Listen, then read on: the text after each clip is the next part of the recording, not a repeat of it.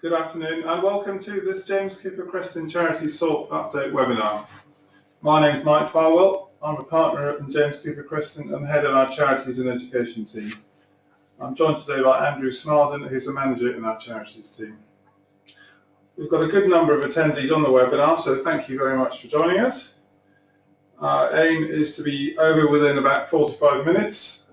In terms of questions, you do have the ability on your screens to submit any questions to us, which we will take at the end, but you're more than welcome to contact us after the seminar to discuss any particular points. Our contact details will be at the end.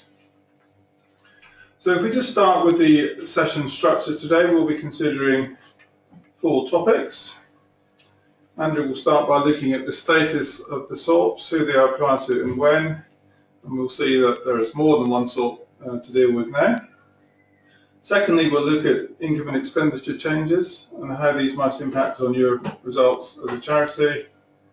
Thirdly, we'll consider changes to Trustees report requirements. Many of you, I'm sure, are familiar with charity accounts will realise this is a very lengthy and important document. And finally, we will look at preparing for a transition to the new SORP, hopefully having taken in everything that we covered earlier in the webinar. For those of you keen charity accounting followers, you might see that perhaps there are a few topics which aren't included on our list for the webinar. We will be running a second webinar before Christmas covering such topics as balance sheet issues and disclosures in the account. So do look out for the invite to that one. Before we get into the detail, we'll just start with a bit of terminology. Some of you may be familiar with these terms, and perhaps some of you less familiar, but I think it's useful if we get this out of the way early on. The term SORP stands for Statement of Recommended Practice. This is the key document in terms of how charities deal with their accounting. FRS stands for Financial Reporting Standard, and Andrew will talk a great deal about that. FRSSE, commonly known as FRISI, is the Financial Reporting Standard for smaller entities, and you'll see as we go through Andrew's section why there are currently 2 SORPs which are relevant. The SOFA, the Statement of Financial Activities, is essentially the income and expenditure account for the charity, showing all your income and costs. And GAAP is commonly called GAAP, which is generally accepted accounting practice. So that's the sort of the best practice doing things from an accounting perspective. So there are some of the key terms that we'll be using. Hopefully there won't be too much other jargon that creeps in. I'll now hand over to Andrew, who's going to cover the SORPs, which ones apply, timescales, and who they relate to. Andrew. So, good afternoon. As Mike has mentioned, there are 2 SORPs now, which presents us all with a slightly difficult choice.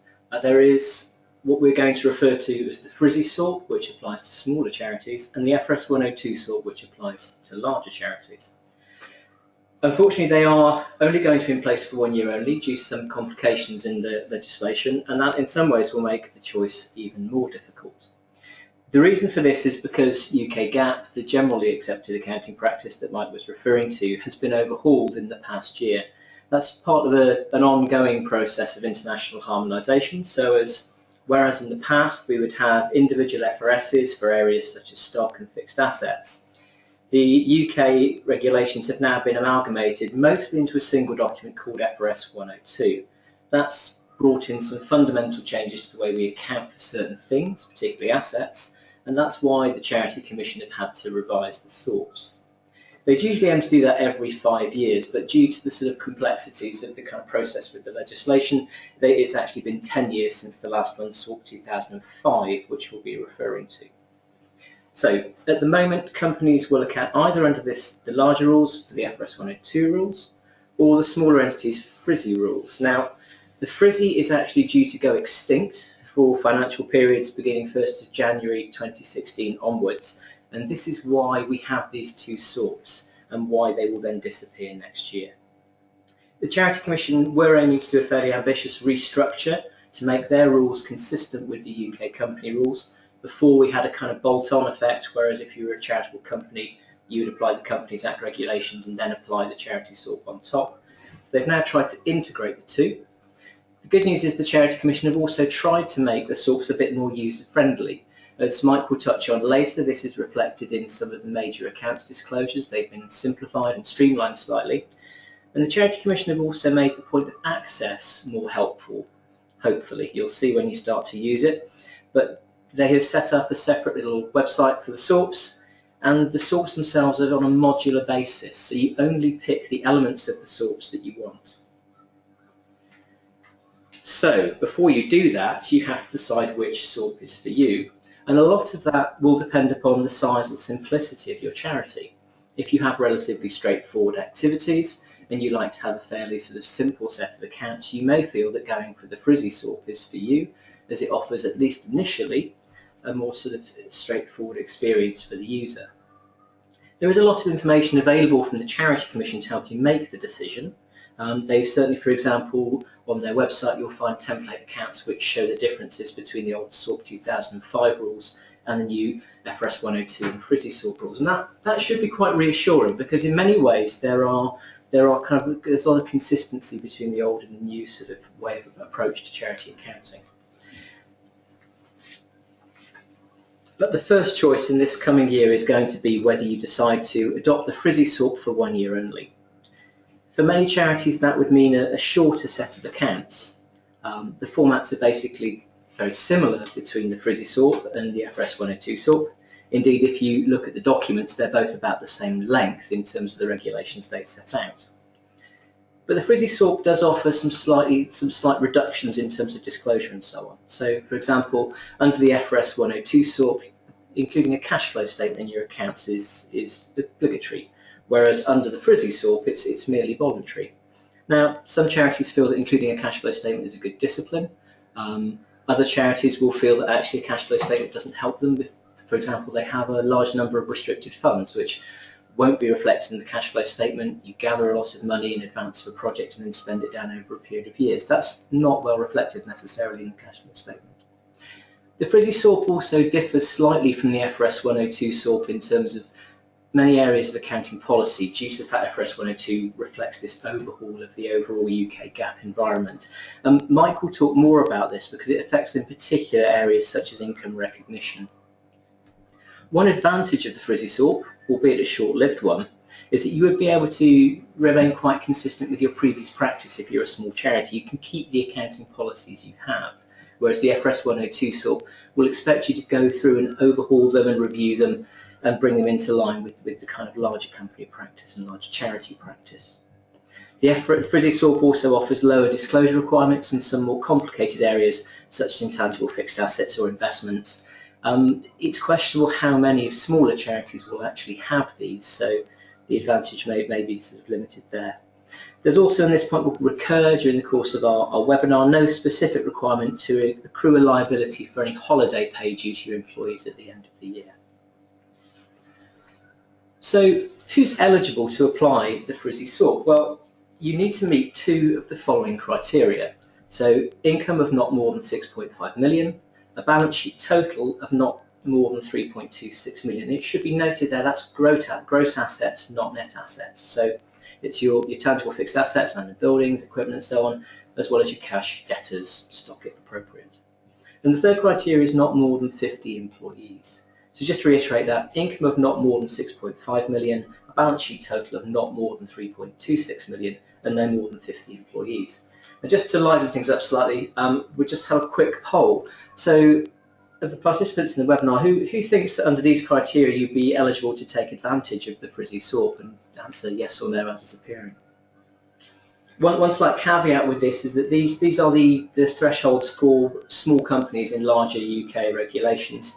And they are due to rise due to changes in the UK and the EU law following. So as we can see, actually 75% of you would be eligible to take advantage of the Frizzy SORP. So there is actually an interesting decision ahead for many of you. So there would certainly be fewer changes if you adopt the Frizzy SORP, but there is this underlying problem that the Frizzy is going to be withdrawn for periods beginning on 1st of January 2016.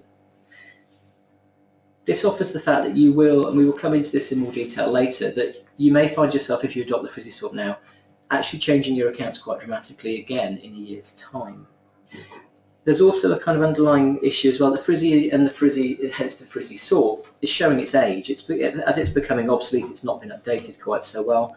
And so the Charity Commission and the FRSI SORP have tried to kind of make up for this by adding extra disclosures, especially in areas relating to transparency, which is one of their key concerns in the SORP overhaul. And Mike will touch on some of those areas later in the webinar. There's also some areas where transactions are not covered by the FRSI, and so if that's the case and you have transactions within your accounts which fall outside the FRSI, you're entitled for the time being to retain the accounting policy you've had as long as it's consistent with FRS 102. So you're already being encouraged to sort of align yourself with FRS 102. And again, if you have a transaction in the year in which you're applying the FRSI, so this first year you're applying the FRSI SORP, if you don't have an existing policy, you'd have to revert to the FRS 102 rules. So, in addition to that, there will be some charity-specific disclosures for both, over and above the FRSI and FRS 102 rules, because they're company only. As I mentioned just now, these will often be around transparency and reporting to your stakeholders, and Mike will expand on that.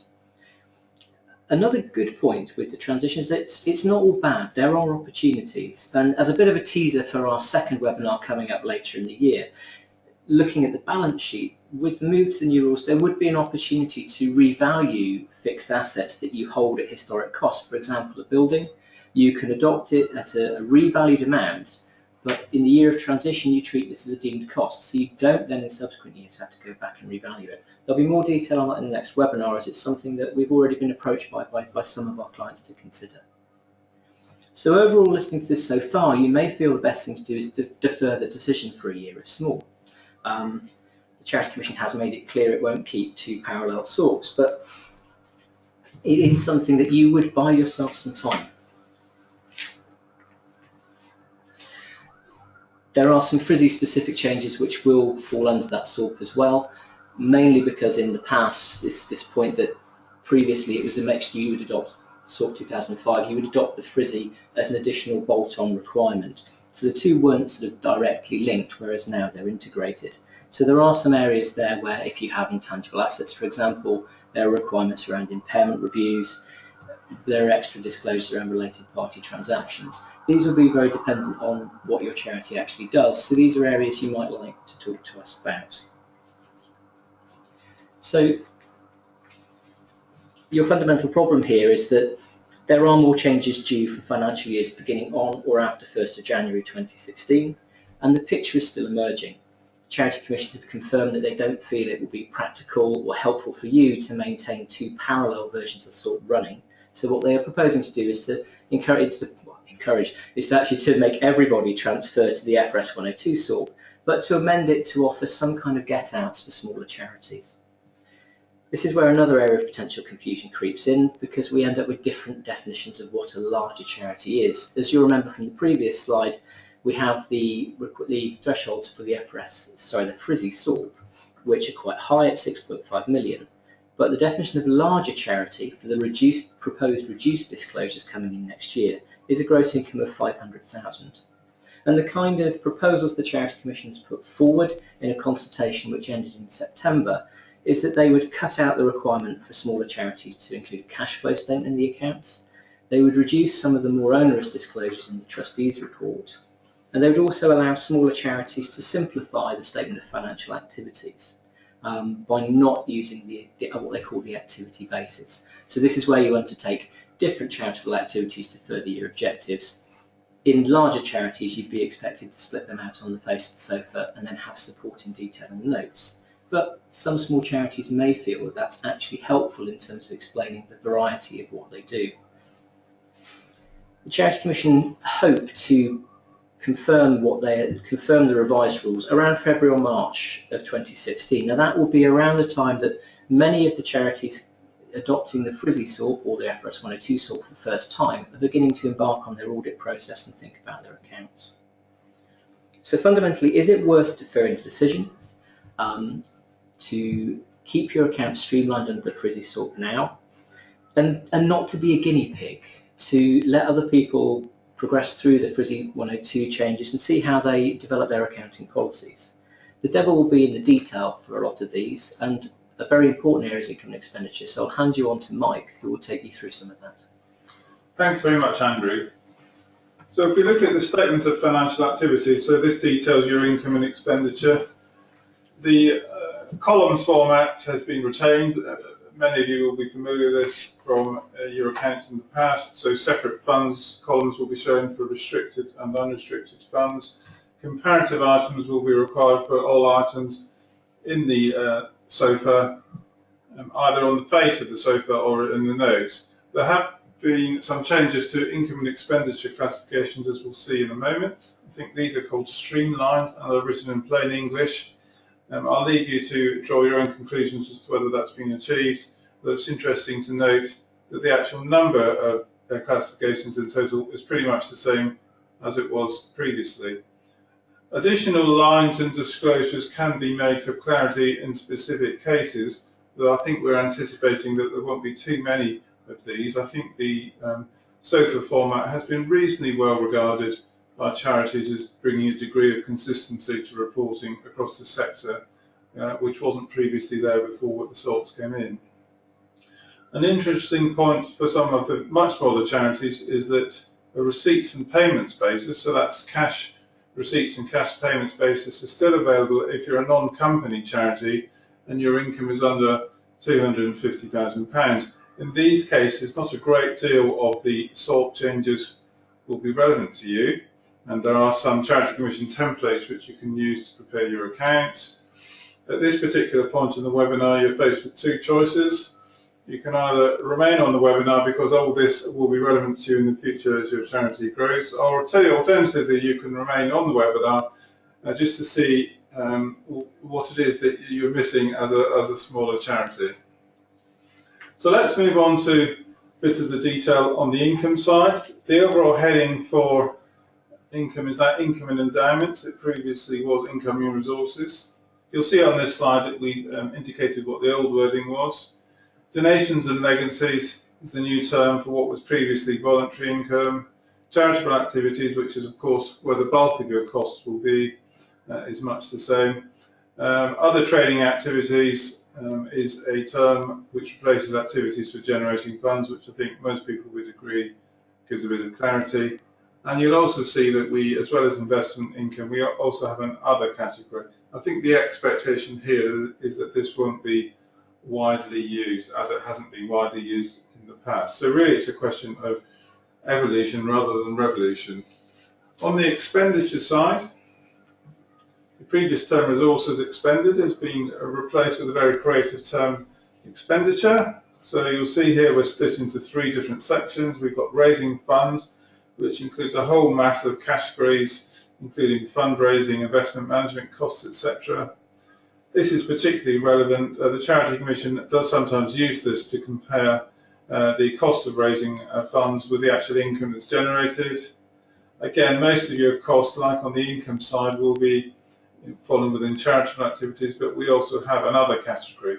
I think the most key point on the expenditure side is the separate governance category has now been dropped, and that's now included within charitable activities. So there will be some reclassifications needed in your annual accounts. In terms of other points arising, I think one of the key ones, and one which has attracted much comment, is the presentation of investment gains and losses. This will just apply to the larger charities, and by the definitions Andrew looked at previously. Now movements in the value of investments, either upwards or downwards, are included before net income expenditure in your statement of financial activities, which may well mean that there will be a greater volatility of results because often the stock market moves significantly either upwards or downwards during the year. I think we're expecting to see that charities will often include a subtotal in their accounts to show the total before investment valuation movement. So therefore, whilst it is now shown, if you like, above the line, I think there will be a clear distinction. So I think people will rapidly get used to this, and it won't be a major issue.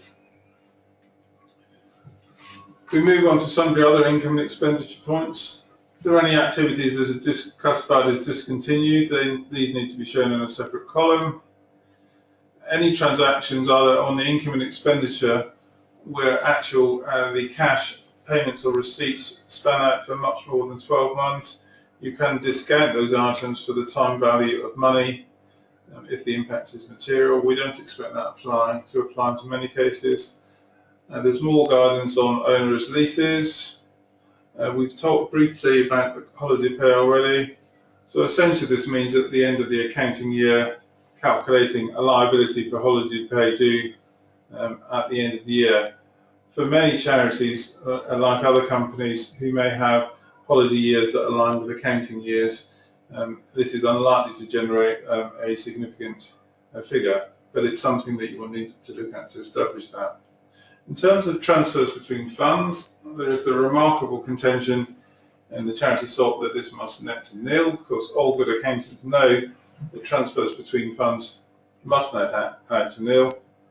I think the reality here is that sometimes in a situation where a charity closes and there's a merger and funds are donated to another charity, sometimes these amounts are shown as transfers, where the reality is that they should be shown as income. So if we move on to look at income in a bit more detail, the original SORP 2005 criteria for recording income was that the charity needed to be entitled to it. It needed to be certain that it would get whatever the income was. And thirdly, that it needed to be possible to measure the income reasonably reliably. I think this has generally worked in a reasonably straightforward way over the last 10 years. We move on to the SORP 2015 criteria. You'll see there that entitlement and measurement remain as criteria, but probable is now the term which replaces certainty. So this means that you're more likely than not to receive income rather than the certainty of perhaps getting on for 100%. You would argue that probable now is a figure not much more than 50%. So this may be a significant change for some charities and may mean that income will be recognised slightly earlier than has been the case in the past. The most obvious area where this applies is legacies, where often there's a long period between a charity receiving notification of a legacy through grant of probate through to eventual receipt of the funds. Charities have been faced with an issue about at which particular point they receive income in the account. One of the key points, I think, for charities is that many larger charitable legacies are actually challenged, so it may take much longer to receive the money than might be the case with a normal legacy. For larger charities that have a history of legacy receipts, it's possible to look at the history position to establish trends and make estimates on that basis. In terms of other income points, charities who receive of government grants aren't allowed to use the accrual model, which is available to non-charitable organisations. This means that sometimes charities receive funds in a particular period, have to record all the money in that period, but the cost to which the grant relates is recorded in a later period, so this can result in large surpluses or deficits. There's some guidance on time-related conditions, so if you're a charity, for example, which is carrying out service contracts, there's some information there about how you record that income in your accounts, and there's also some details about gifts. I think a key point here is that one needs to look at the substance over the legal form of transactions to establish how income should be recorded. There is a change in terms of donated goods, where the suggestion in the SORP is that these items should be recognised as they're received rather than when the donated goods are subsequently sold. But there are some clear exceptions in the rules for doing this, and the most notable one being where it's impractical to calculate the value of the items on receipt. So I think we'll see there that many charities will carry on with their established practice. There are some minor changes to donated services and facilities, but I don't think that will change the world dramatically. And there is no change to volunteer contributions, so the expectation here is that volunteer contributions will not be valued and included in the account unless there's a very reliable method that you have for doing that. Of course, it is important to recognise the valuation of volunteers potentially in your trustees report.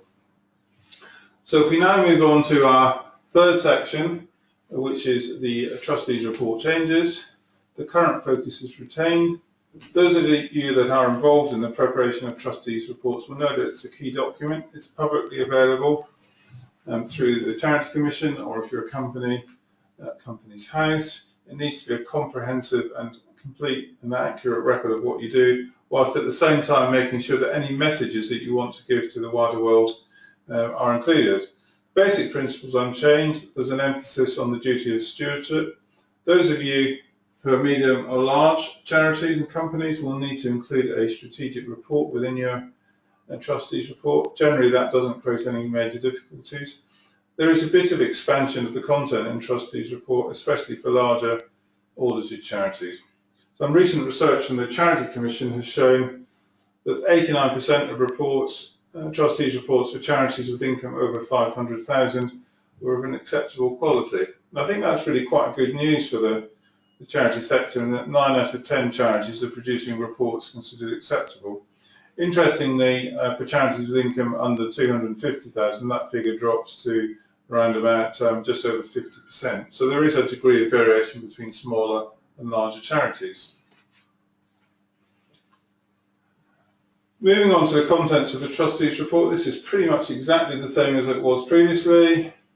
The order is slightly different. I think it's worth noting that there is no specific requirement for you to follow the precise order in the charity SORP, and indeed many charities at the moment following the 2005 SORP don't include items in their trustees report in the same order.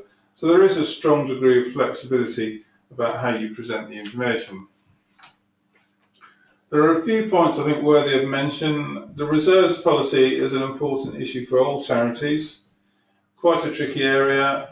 Charities range from those who have a huge level of reserves, arguably too much and don't quite know what to do with their funds, or perhaps more commonly, charities who don't have enough reserves and may struggle to survive. So the SORP puts a greater onus on charities in explaining their policy for holding reserves, stating what the amount of reserves is, stating why they're held, and if the trustees have decided that no reserves are needed, this needs to be disclosed and the reason why.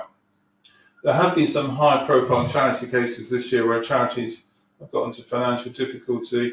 The most notable, I think, would be the Kids Company charity, where many people feel that that charity had insufficient reserves, even though its income levels over a long period of time were quite high. In terms of the trustee disclosures, remarkably, some charities have over 50 trustees. If you do have over 50 trustees, you need to include all their details in the accounts. In the trustees report, you have to list all trustees who acted in the year and all trustees in place when the report was signed. Changes affecting larger charities. So at the moment, this is charities with income over 500,000, although that limit may increase to $1 million in due course. Charities which hold investments both for return and charitable purposes, so social investments, need to outline what their policies are. They need to outline the financial impact of significant events. I think sometimes in trustees' report you see reference to significant events but no mention of the financial impact. There are some changes in terms of risks and uncertainty. Historically, there has been a requirement to include some simple statements to do with risk, but there is now a requirement for charities to give a great deal more information about the risks and uncertainties that they face.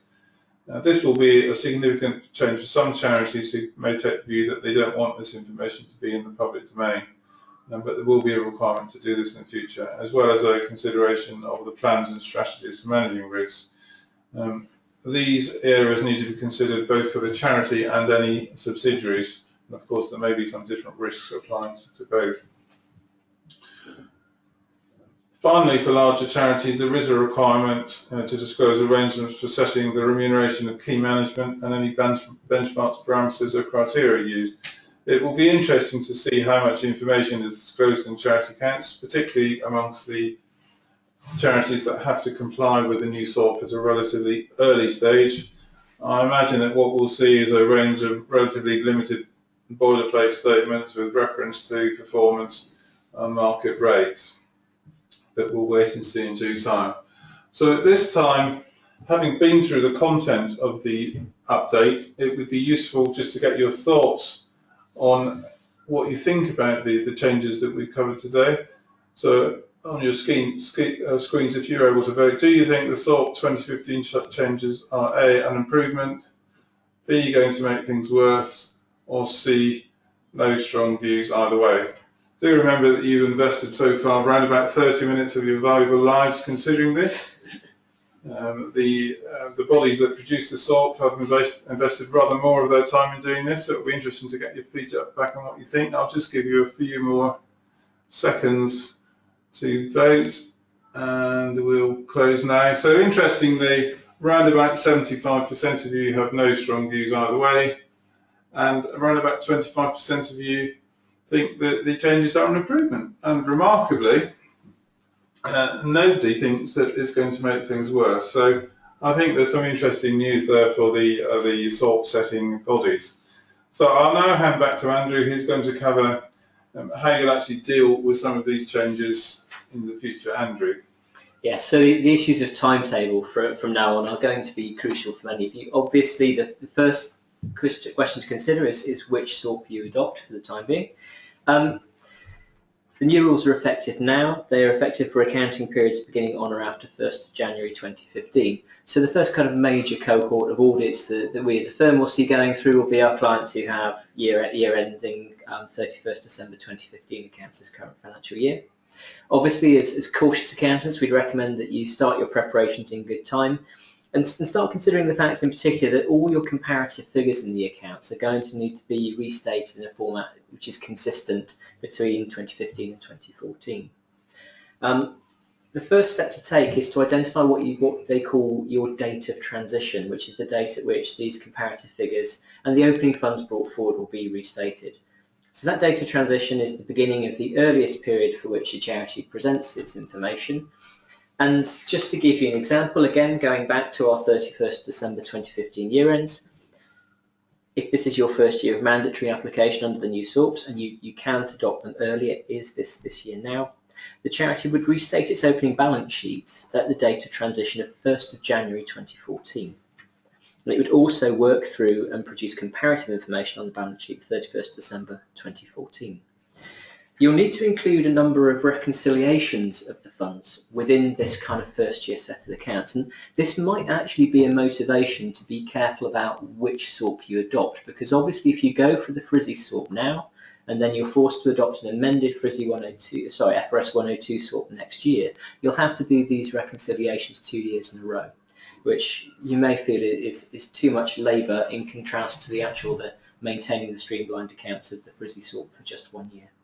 So just to recap, you'll need to present a reconciliation of funds between the old 2005 figures and whichever of the new SORPs you adopt at 2 dates. So that's the date of transition to the new SORP, 1st of January 2014 in this example, and then the end of the latest period in the account, so the 31st December 2014. And also you'll look at your surplus or deficit figure on the SOFA and show that as previously stated under SORP 2005 with the new SORP you're applying. In terms of impact on that surplus or deficit, obviously some of that will come from the income and expenditure policy changes Mike was discussing earlier. But I think one of the issues for many charities will actually resolve around changes to the balance sheet, particularly under FRS 102, which changes the way in which a lot of investments, a lot of assets and liabilities are valued on the balance sheet. So just another encouragement to join us for our second webinar later in the year. One minor point that will affect many of you who adopt the FRS 102 SORP, you will have to produce your cash flow statement reconciling down not just to a simple cash figure, but also a cash equivalent. So if you have current asset investments such as a fixed term 3-month deposit, you would include that as well. And that's included in the bottom total of your reconciliation note rather than the body of the full cash flow statement. So to recap, in terms of preparing for the change, identify your transition date, consider the areas within your income and expenditure accounting policies and also in due course your balance sheet that are likely to change and start thinking about what you need to do, and then consider the information you'll need to actually make the conversion. This is one of the reasons we've mentioned holiday pay a few times, because although we're hoping it's not going to be a major issue for our charities, It is an example where there is a numerical element to it, what the liability will be, but that depends on information which you may keep outside your accounting system. So non-financial information as to who the personnel involved are and the amount of holiday they had left at a particular time. And of course you'll need to put that creditor into the accounts as at 31st December 2015, but also in the comparative figures for 31st December 2014. Another area to consider is, have you kept enough information on areas such as grant agreements, for example, if you're looking to change income recognition policies. Just to go back slightly to some of the points Mike mentioned earlier in terms of the opportunities but also the risks involved in conversion. These two are drawn partly actually from my own experience as a trustee. I feel that this requirement to disclose the remuneration of key management personnel could be a little contentious with some charities. If you have a single chief executive who is reasonably well remunerated, but obviously you're driving considerable value from them, it seems a little unfair to sort of name and shame them in that way. So as it could be a sensitive issue, it may be something which is worth talking about with them now and thinking about how you present it in the accounts. Another area as well is that actually the new SORP does present us all with an opportunity that actually you can think about whether your accounts say what you want them to say to readers and to potential sort of donors. A good example is talking about the risks and uncertainty you face. Do you have a good risk register in place which backs up what you're saying in your trustees report? And can you explain those to third parties? Again, an issue my own charity is thinking about is our reserves policy and the level of reserves we hold. In tough financial times, have we been rigorous enough in setting that reserves policy and keeping it under review? But also, is the policy still appropriate to where we are now? Again, if you're overhauling your accounts anyway, you can sweep through some of these changes quite easily. So just to conclude, identify your transition date, consider the change to the comparative figures for your SOPA and your balance sheet, and think about whether you've got sufficient detail within your accounting records and your other records of your charity to enable you to make the conversion effectively. And above all, if you have any areas you're concerned about, you're very welcome to talk to us. Thanks very much, Andrew. We've had a couple of questions that have come in during the webinar. Someone's asked, what is the likelihood of further changes to the accounting rules in the near future? Which, of course, is a great question.